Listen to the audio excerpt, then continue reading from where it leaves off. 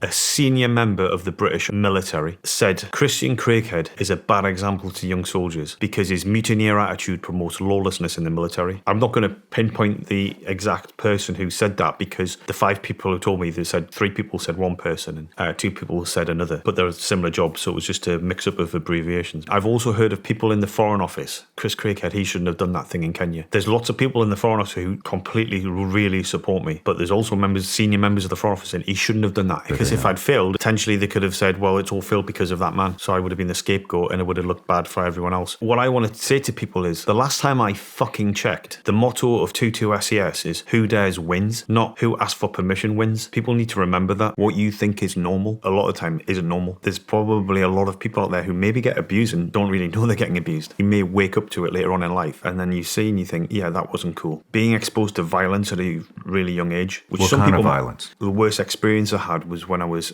8 years old and I was walking home, and a nice warm September day, two older boys who had just been released from young offenders from juvie. One was roughly about 6 years older than me and then the other one was about the same age as him, so 14, 15 years old. And they were like, hey, what are you doing? And I'm like, nothing. And then one of them just hit me around the head with a branch. Went on to sort of torture me for about 2 hours. One of them would be sitting on my chest. One of them took some dog shit and smeared it on my face, lit like cigarettes on me and stuff. Damn. And give me a kicking. I had a packed lunchbox and I didn't seem to do it, but they put loads of dog shit inside my packed lunchbox and then sealed it back up. So I didn't see that till later on when I was at home. Even though I'd been beat up and set on fire and stuff like that before. Hold on, set on fire? Just after a year of getting into Pathfinders, I then had a really bad accident. It's one of those things, what, did it have to happen? Probably. And it wasn't very nice. What happened? Well, we were driving up onto a mountain training exercise in Scotland. One sort of truck pulled out in front of another. He swerved, kind of lost control of the vehicle. There's no witness because most people died. That's what they think happened. Land Rover rolled down the hill. I was catapulted out of the back of the Land Rover. I was in a sleeping bag, and that saved my life because as the Land Rover went flat, one of the trucks rolled on top of the Land Rover and crushed it, killing the driver, trapping another Pathfinder in the passenger seat who was injured but not that badly. And then I was catapulted out into a tree. I was bust up. I dislocated my hip, leg pulled out of its socket. I broke ribs on one of the sides. This side had a tension hemoneurothorax, so things were getting bad there.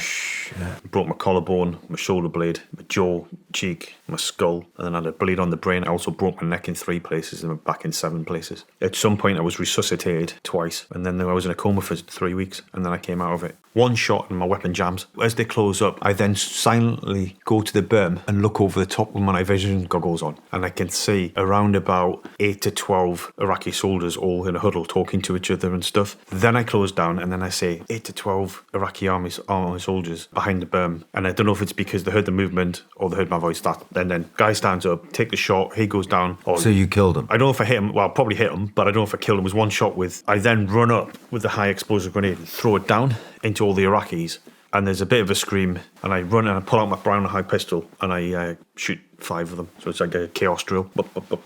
Onto my left-hand side, Larry's there. He's making music with his M249. Paddy with a sniper rifle. He's then throwing hand grenades to potential depth position. So this is my first experience of using lethal force. This is an interesting conversation, I think, because I've never asked a foreign special operator what it was like on 9/11 from their perspective. And so I'd like to ask you, on September 11, 2001, where were you? And what was going through your head? I was in the jungle when it happened, so I didn't hear about it initially. I was an SS selection that I failed. I got injured in the jungle. I think it was on 9/11. The common phrase was, it's like watching a movie. Is this really happening? So there was that feeling of, wow. I think it's quite sad to say people in the UK, I felt when I got back, it didn't burn itself into society like it did in the United States. There certainly wasn't people joining up, the military going, right, I just saw 9/11, it's time to gear up or whatever. It didn't have that effect. So you deployed as an ally to the United States. What is it like to go to war for something that happened to a country that you're not a part of? We're going because of the weapons of mass destruction. We're part of an allied task force to rid the world of evil. I think most British soldiers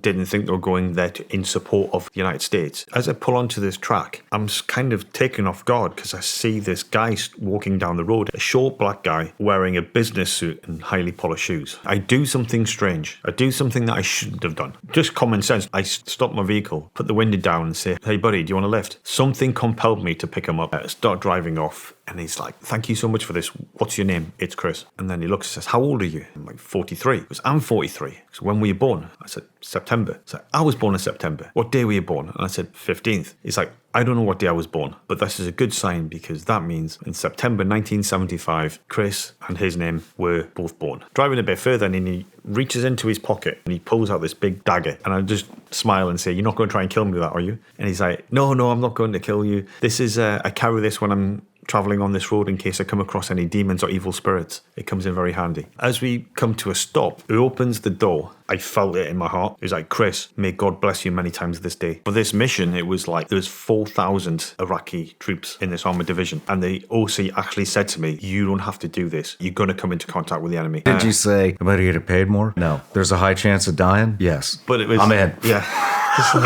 And because of noise, I didn't want to take 6 people there. So I said, I'm going to go with 3 people, me and 2 others. And we sort of knew we were going to come into contact with the enemy. Before we left, we stripped down our weapons, cleaned the magazines, everything, because it was like a given. So we set off on foot. The going is so bad, really bad. Moving down the track. And I see the power lines, and just as about to break off the power lines, my day sack with my packings ache in my arms, and I stop to adjust it. And as I stop, I hear whispering to my right hand side. I'm like, in Arabic. So I slowly turn, and we had night vision goggles on, like to the 2 other guys in my hat, like thumbs down, like enemy. Can you explain a little bit of the difference between SAS and SBS? There's kind of no real difference. The selection process is identical. So we do a joint selection. On paper, they are the maritime tier 1 special forces element. When it comes to the selection, are you recruited for SBS, SAS? You volunteer to do the volunteer. course. So this is basically Delta SEAL Team Yes, 6 yeah. equivalents. Yeah. If correct? Mm-hmm. SBS would be more the Team 6, Delta would Yes. be more the SAS. Yeah. And you volunteer, so you put a request in through your unit. That goes to the recruitment cell, and then you have to do some courses, pre-courses to get on selection, and then you go on selection, and it's a 6-month process, and then continuation training after you're badged into your unit. I believe that they are actively trying to get rid of all of the wartime experience and that entire mindset. That's why you're seeing the forced vaccinations. That's why you're seeing the woke agenda. That's why you're seeing forced inclusivity. All of these things. Nobody joins the military to deal with that kind of shit. And they join the military to defend their country and go to war, fight, and go to battle. I can only speak for myself, and people might strongly disagree with this, but it's like a mark of shame now if you were served in, if you said, oh yeah, I was in the war on terror. It's like, oh, we don't talk about that. That's not what we're about. We're getting really good at erasing history. Recruiting numbers are down in the UK. I believe so, yeah. Someone said there was an article recently that recruitment into special forces, or the tier 1 special forces, is at an all-time low as well. I know for a fact it is here. I had a close quarter engagement with the enemy. Things went wrong. I performed. It was kill or be killed. And it was all this thing, as we all know in the military, oh, do you think you could really kill a man? Do you think you could do that? How do you think you do in combat? It came to me, close quarters, closer than what, probably the same distance that I am to you, was the engagement range. It was high stress, high speed incident. At this point, I don't feel any guilt. So I have no guilt about it at all. I don't feel, and I still to this day don't feel bad about it. It's like, again, it's a combat experience. I see the Padre and I look, all of a sudden I feel this well of emotion inside me. Do you know when you do something bad at school, or when you're a child and you see your parents and you think, oh, and your bottom lip starts shaking or whatever? It was like that. And you knew I was a man of faith. And he said to me, he said, Chris, do you want to come take communion? And I went,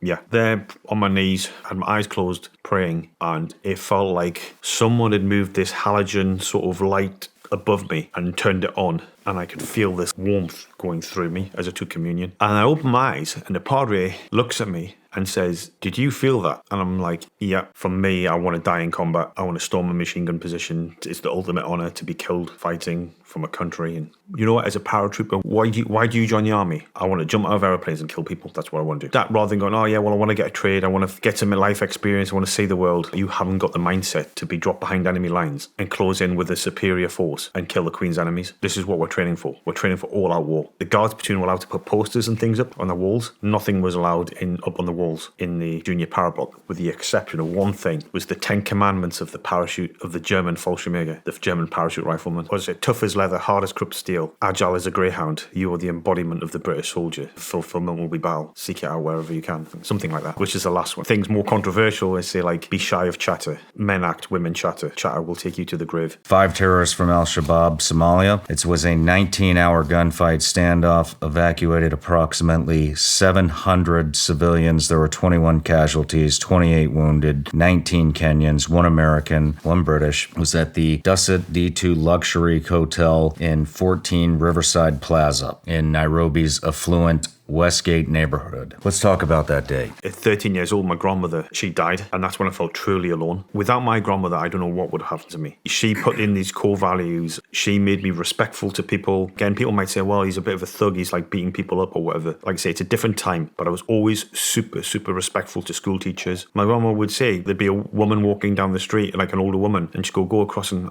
help her with the bags. Give your seat up to people on the bus when we're traveling. My stepdad got a call. He looked and didn't say anything. And then he said, look, you know, your grandma's had a heart attack. She's in hospital. I just ran out the door, into my hometown. Don't know what I was doing. I don't know where I was running. I was just running. There's a church in town. And I didn't go to the church, but it's very old. And there's like a gateway sort of thing into the church, and it's got a cross on the top. I was just sat on the bench opposite it, and I was looking at the cross, and I was pleading with God, please don't take her away from me. I've said it to so many people all the way through my life is, if you love someone, care for someone dearly, if you have an argument, whether it be your other brother, wife, girlfriend, friend, if you ever have an argument, don't leave on bad terms. Always resolve it, because there's always a possibility that's the last time you'll ever see them. Do you keep in touch with anybody that was in that building? Yes. Millie, she's an American lady who was in a room there. She wrote the book, Terrorist Attack Girl. What's it like to hear from the woman that wrote that book? I love Millie a bit, and her book is amazing, Terrorist Attack Girl. Again, not a shameless plug. She suffered immensely after that incident, PTSD. She's one of the most remarkable human beings I've ever met. Super intelligent, super motivated, and she dealt with her PTSD, but not only dealt with it, then said, how do I help other people with PTSD? I had the privilege to meet the President of the United States of America. This is after the incident? Yeah, as we're en route into the White House, the Secret Service get a phone call. The door opens, I hear some talking and stuff, and then I walk in and I'm met by President Trump. Looks at me, walks over, puts his hand out, and the first thing he says to me is, thank you for saving American lives. Is that the first person that thanked you from a high-ranking government position? In person, yes. Immediately after the incident, a government minister from UK phoned me up and sent me a letter. That was it. If you just park all your opinion or whatever, think about that. I went into that private study. There was no media there. The British government didn't know about it. In theory, there's absolutely no gain whatsoever for the president. No gain at all. But he took time out to thank me for saving Americans. So I gave President Trump a challenge coin, and I got a Trump president coin. So I was calling the guys up saying, hey, you can't believe this. I met the president yesterday and gave him a coin, and they're like, oh, that's awesome. Long story short, I told them, and all hell broke loose. I actually met one of them later on in life, and I turned the tables a little bit. And some people say it's not good what I did. I gave him a kick in, and he begged for his life. He didn't know who I was. Pure scumbag, riding a BMX with 21 years old. Tracksuit bottoms tucked into his socks. My eyes just straight away locked on like a missile lock. I know who that is. As he rode past, I grabbed him by the neck and then issued out some tough justice. Sometimes you got to put on that armor. Did they know who you were? No. I stopped a girl from being kidnapped at 6:30 in the evening. A girl was trying to get bundled into a car and no one's stopping. Everyone's walking past. I can hear this girl screaming, help, help, help. She's outside a pub. So straight away in my thought, I'm thinking, well, she's probably drunk and they're probably just trying to get her in the car, and it's not like it's just a reluctant, you got to go home. No, I'm all right. So I thought I'd give them the benefit. As I get close, I say there's 2 people trying to load her into a car. So I start walking across the road. It's quite a large, like wide road. I then break into like a canter. The driver gets out the car, aggressively gets out the car, and he's like looking. And I put my arms out to the side like this. And I don't say anything vocally, but I am saying something without words. And what I'm saying to him is, buddy, I don't want any trouble, but I'm about to fuck you up if you want. I'm like to the woman, are you all right? Are you all right? And she went, leave me alone. And she like staggers away. At the same time, a police van is coming down, not responding to this call. And I wave them down, and there's a female police officer inside, and I said, hey, just so you know, someone's just tried to be kidnapped. And then this woman with the kids runs up behind me and says, this man's a hero, this man's a hero. I used to try and hang around with the older kids in my estate, and sometimes I'd be like a pin in the neck to them. I don't think it's evil. Sometimes kids can be brutal. These would have been teenagers as well when I was about 4 or 5 years old, and the guys were playing with an air rifle. And I said, oh, what are you doing? And one of them turned, and with a big smirk, just shot me in the leg, in the thigh, and I was screaming, howling, thinking, why did you do that? The other one always seemed to be nicer than the others, took the air rifle off me, and I thought, oh good, he's going to step in, and he took it and then laughed and shot me in the other leg. I think then they realised what they'd done, and then they tried to smooth it over. And another story, and this came out when I was on operations, a whole load of the guys were talking about things that make them scared, and they said, I'd hate to be put in a bag, and I said, oh, I've been tied in a bag before. And I said, yeah, when I was younger, they were playing Batman and Robin, and you're going to be one of the bad guys. So they had a potato sack, and he stuffed me in this potato sack and tied a knot in the top, and then they started kicking the potato sack round, and they went, well, how did you get out? I said, oh, when they set it on fire, I managed to escape. As you say, everyone starts off with a gift, and I've got one for you. We're going to get onto the subject of faith later on, but God forbid that you ever have to put your body armor on again to defend yourself and your family or your ideals. Should you ever do that, I'd like to give you this armor upgrade. Thank you. It's a Bible. It's to send me. I love this. Since we're on the faith subject, I actually got you a little something too. Thank you so much. You're welcome. We had spoken about the Jim Caviezel episode last night, which is no more. I gave Jim the exact same rosary. We had a lot of conversations before the interview, and I just had a feeling that man was going to need a lot of protection. And so Dom gave me that rosary. I gave it to Jim Caviezel. Then he sent me another one, and I carry that everywhere to protect myself. I just wanted to give that to you. Thank you so much. Means a lot to me. Dom he's just an awesome human being, and I thought you should have it because you're coming out. You have a lot of cards stacked against you back in the UK right now, and maybe that'll give you some protection. Thank you. Just really simplify it, it's about a wolf that becomes a sheepdog. But like you said, it's about someone who's different, who knows he's different. Someone who loses his only friend or mentor. Again, standing up for people, doing the right thing, gets excluded from one tribe to then go to another tribe where he still doesn't fit in and they don't value him. But then when bad things happen, he steps up and saves them all. And only then is he accepted. I love the children's book that you wrote, The Wrong Wolf. Where did the inspiration for that come from? So I'm listening to your podcast when you're talking to Jim Caviezel. I'm listening to that in the gym. I think you say, oh, we need more sheepdogs. Jim Caviezel chips in and says, we need more converted wolves. That's what we need. And like a data transmission, that story, the story of the one wolf, just came into my mind. And I just stopped working out, got in the car, got back to where I was living and started writing down notes, like a rough idea. Picked up the phone to Matt Klein. He'd already published a children's book with his wife. I've had this idea for a children's story. Could you do some pictures? How many pictures? And I'd worked it out and I said, it's going to be about 30 pictures. By the next day, all the pictures in that book, I knew what they were. Part of me feels like I didn't even write it. It was like just given to me. How do you summarize that story?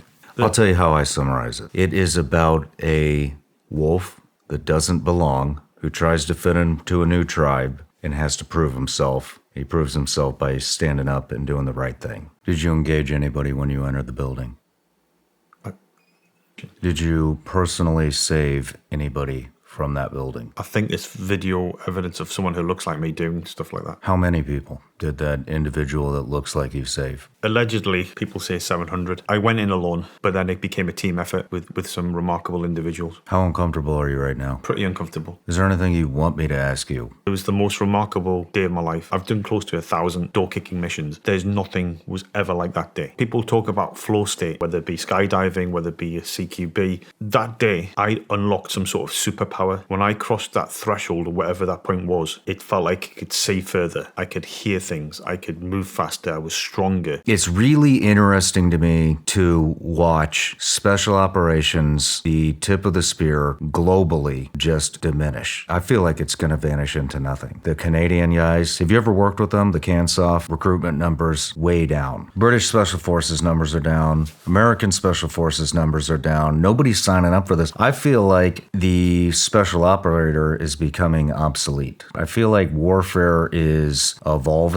and the special operator is being phased out. Sharing experiences because people learn from that and it helps them get through the trauma. And so for somebody like you to be sitting here who's experienced that kind of stuff and overcome it, when you share those experiences, that sends a wave into the world. And people learn from men like you who've overcome that because they look up to you. And so when you share that and you talk about about how you overcame it. It's like a wave of good that gets tossed into the world, and people ride that. If you said what movie of all movies inspired you to be in the military, it would be in the Wild Geese. That is it. And then Who Dares Wins. The motto of the SES. It's about a SES guy who goes undercover in an anti-nuclear movement, and then these terrorists who he's undercover with take over the US Embassy in London. And then at the end of it, there's a SES hostage rescue mission. That movie has inspired so many young men to join the SES. What about Bravo 20? Yeah, I was in the army when that came out. If someone said, what movie have you seen more than any other movie? It would be Commando. And First Blood Part 2, again, I've talked about before, is how much of an influence First Blood Part 2 was. Commando, Rambo, Demolition Man, Die Hard. What's the formula? Bad guys do some shit, lone man turns up, sorts them out. Maybe it's a thank you to Sylvester Stallone, Arnold Schwarzenegger. And that's the message. Here I am, send me. Let's go for it. You're it. I've said this before, when everything's collapsing around you, you might not be a super duper tier 1 special forces operator, but you're it. No one else is going to protect your family. No one else is going to do what needs to be done. I guess I've got to do it. And then Who Dares Wins.